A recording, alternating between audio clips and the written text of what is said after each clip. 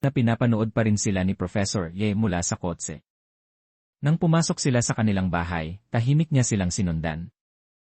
Ang kanyang palihim na kilos ay nakatawag ng pansin ng security guard. Habang siya ay tumitingin-tingin, hinarangan ng security guard ang kanyang tanaw at tinanong kung sino ang hinahanap niya. Sinamantala ni Professor Ye ang pagkakataon upang magtanong tungkol sa dalawang tao. Sinabi ng security guard na magkasintahan ang mga ito. Magkasintahan? Sa sandaling iyon, nakita niyang sabay na namatay ang ilaw sa silid. Dagdag pa ng security guard, ang mga kabataan talaga ay punong-puno ng enerhiya. Labis na nagalit si Professor Ye at paikot-ikot na naglakad. Nagsimulang magsalita ang security guard, ano ang dapat kong gawin kapag nakita ko ang kapatid ko at ang girlfriend niya na nagre-rent ng kwarto.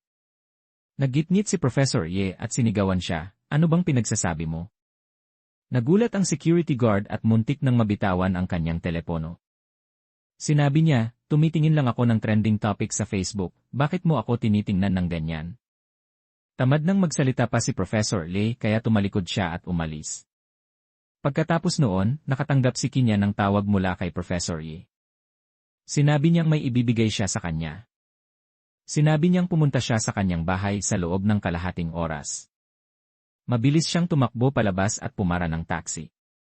Paulit-ulit niyang inuutusan ang driver na bilisan. Hindi inaasahan, nasa unahan niya ang kotse ni Professor Ye. Bigla nitong ikinabig ang manibela